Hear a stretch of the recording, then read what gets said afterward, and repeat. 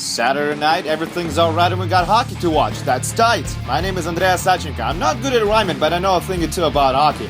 This is your daily KHL update. Let's go.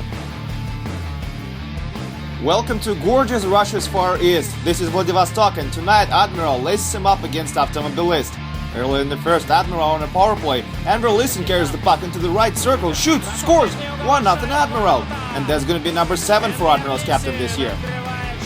2 minutes after that, Denis Osipov puts the puck on net. Kovar stops it, but Felix shoots, tucks it in on a rebound. 2-0 Admiral. Shoots scores his third of the season, and that gives Admiral a nice 2-goal cushion. Late in the second now, Automobilist has a 2-man advantage. Yegit to Tobias Fiklund shoots, and Fedor Malikhin puts it in on a rebound. Malikhin scores his 8th of the year. Automobilist may not be doing well, but Malikhin is among top goal scorers in the league.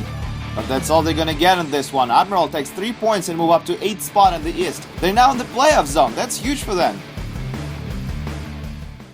Lev Prague hosts Red Army. The game takes place at a great O2 arena in Prague, and it features the comeback of captain Alexei Morozov. First period, Alexei Morozov carries the puck into the slot. Spencer Humphries can't stop him. Morozov turns around, shoots, and scores! 1-0 at Bars. 1-0 Red Army, of course. Still getting used to the fact he left Kazan this summer. That's his second of the season. Second period now, Ryan Avern puts the puck on net. Rastislav Stana makes a save, but Micho Repik is first on the rebound, and it's 1-1 now. Repik scores his 5th of the year and gives O2 Arena crowd something to cheer about. Moving on to the third period now, Mishard starts Red Army's rush with a long pass to Prokhorkin, one-touch pass to Vladimir Zharkov, and wow, what a cannon! 2-1 Red Army. Zharkov scores just his 2nd of the season, but what a timely goal that is. It gives Red Army the lead in the final frame. Lev can get this one right back here as Jakub Nakladal takes a shot, cling off the crossbar and out. Nice clapper by Nakladal, but nothing to show for it in the end. And here's another chance for Lev. Petr Vrana sends a long pass to Micho Repik for a breakaway. Slap shot, great save, Stana. The puck hit him right in the chest, but he absorbed all of it and gave up no rebound. Good job. And that's all she wrote. Red Army takes 3 points on the road as Alexei Morozov and Vladimir Zharkov scores their 2nd of the season each. Injury-plagued Red and Blue continue to get points, which is vital for them. Dynamo Moscow hosts Medvyshak, reigning champs versus KHL's new club. Mark Dukanic is going to take place in Medvyshak's goal, and he's going to face Maxim Karpov, who's been really hot lately. Early in the first, Medvyshak is all over Dynamo's slot, and they won't go away without a goal, as Ryan Vesey puts it in on a rebound, 1-0 Medvyshak. Vesey scores his 8th of the year. That's his 19th point in 19 games. Second period now, power play for Dynamo. Leo Komarov drives Matt Carlin to the boards. Konstantin Gorovikov sets up Martin Karsons for a shot. Kaboom! It's in! 1-1! Great shot by Karsons, but this play was pretty all around. A little later, Andrei Mironov has the puck behind his own net, gets rid of it, and Boyd Kane staples him into the boards. Mironov goes down and he is hurt. Kane caught him with his knee and the ref doesn't like it. Kane's 9 is done, but so is Maxim Solovyev's, who wanted to get a piece of Boyd. He went over the top though and was tossed for spearing. Late in the period, Curtis Foster shoots from the blue line through traffic. That doesn't get through the net, but Charles Lenglet picks up the loose change and scores. 2-1 Medvyshak. Lenglet scores his 4th of the season and Foster gets his 18th point in 19 games. Early in the third now, Marek Vakel has the puck, sets up Konstantin Volkov in the slot, and he makes it 2-all. Foster couldn't contain Vakel on this play, and that in the end led to a goal. A little later, Medvyshak is killing a penalty. Michael Ryan is about to leave the puck. He's out there. Sasha Martinovich clears the puck. Ryan is on a breakaway. Scores! 3-2 Medvyshak. Ryan scores a classic goal, and that's his 3rd of the season.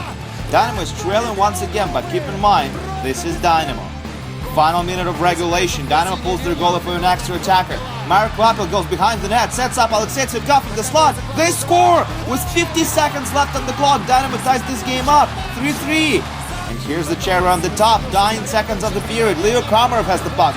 Cuts into the slot, crashes into Mark Dukanic. The ref is right there. No call is made, and Denis Posalov puts it in. 4-3 Dynamo. Game over.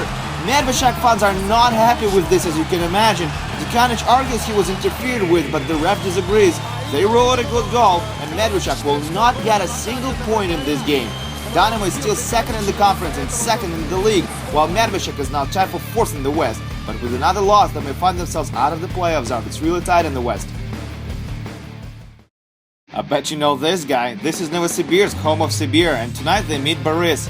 First period, Sibir on a power play. Alexei Kopeikin gets the puck on the left wing and he sends in his regards. 1-0 Sibir. Captain Kopeikin scores his third of the season as Nikolai Lemtugov and Ivan Lekomtsov get the assists. Midway through the second period, Dmitry Kukrushev gets the puck deep in the offensive end, fakes a wraparound, tries to stuff it in from behind the net, and he does! 2-0 Sibir now. Just like Kopeikin, Kukrushev scores his third of the year. Nice move by a former Quebec Rampart.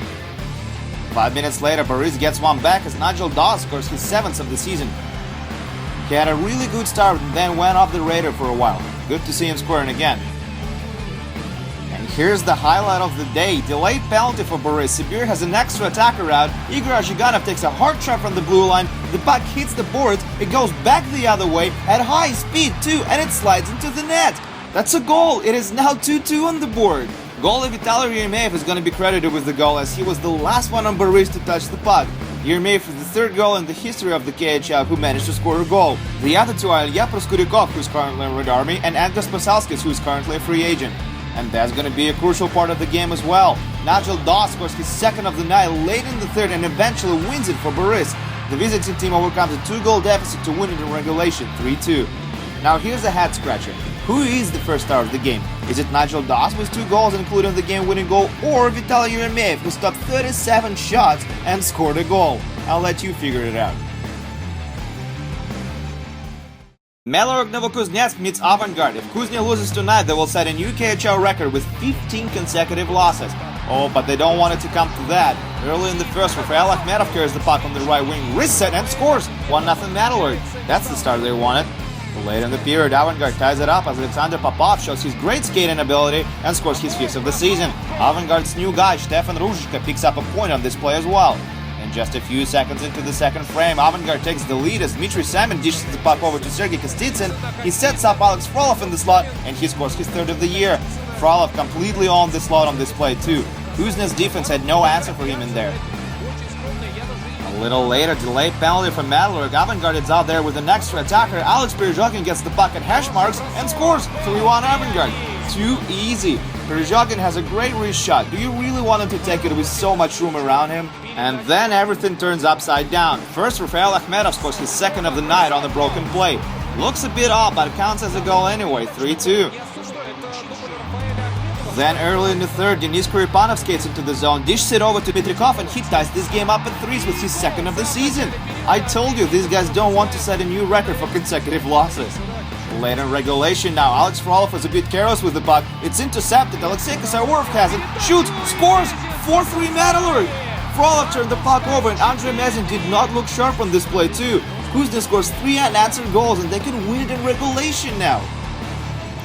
Avangard doesn't want to lose points tonight, and captain Denis Kulash takes out his frustration on Ansel Galimov. That doesn't look good. Galimov is down and Evgeny Lepinkov doesn't like it one bit. He says a few words to Kulash and I doubt it was a cooking recipe. The two are going at it, but the refs nip the fight in the bud. Kulash receives a game misconduct for the headshot. Galimov's status is yet to be revealed. Kulash will miss the next game for sure and an additional suspension may be in place. The buzzer goes and with that Melorog ends their 14-game losing streak. All things come to an end, and this is a very good example of that. Alex Burmistrov and Akbars host Jeff Platt and Dynamo Minsk. First period, Akbars on a power play. Alexander Osipov takes a shot from the blue line. Alex Vidov tips it, and it's in the net. 1-0 Akbars. Akbars is second in the KHL with 27.4 success rate on a power play. It's never a good idea to get penalties against them. 3 minutes later, Lars Haugen can cover up the puck in what looks like a harmless situation. Evgeny Bachov sets up Tomasz Vintsova for an empty net shot, and who wouldn't score from there, seriously, 2-0 Akbars. Vintsova is heavily criticized by the media these days for his low production. That's definitely a step in the right direction for him.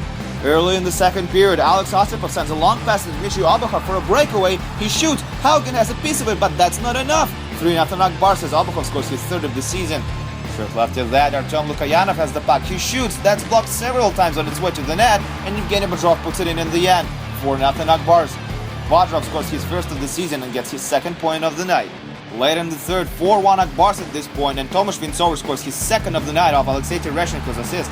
Easy win for the home team despite the fact their top line Stapleton, Burmistrov, Varnikov didn't register a single point. These guys are a threat and they are deservedly considered to be the main cup contenders from the East. Amur got 3 points on home ice tonight as they beat Yugra 4-2. Goal Alexei Murygin was the first star of the game as he stopped 44 shots. Timofey Shishkanov was the second star. He scored 2 goals. That's Amur's 5th win in 17 games, and they now have 18 points. They're still not in the playoff zone. Torpedo and Spartak showed some great hockey action tonight in Nizhny Novgorod as the game between them featured 7 goals. Torpedo scored 3 goals on Jeff Glass, but Spartak managed to force overtime, scoring 3 unanswered goals, and veteran Slava Kozlov scored his 3rd of the season in the extra frame to give Spartak 2 points on the road. Vitis earned their 7th win of the season as it took down Donbas on home ice 4-2. Donbas outshot Vitis 34-24, but they only beat Yuhan Baklin twice. Captain Maxima Finagena was the first star of the game with a goal and an assist, while Yuri Koksharov received a game misconduct for a headshot. Lots of headshots in the KHL these days, don't you think? And that's it for your daily KHL update. We have to part now, which is a sad part, but we'll see each other again tomorrow. 4 games to enjoy this Sunday, including Salavat SKA and Tractor Locomotive. My name is Andreas Sachenko. See you guys tomorrow.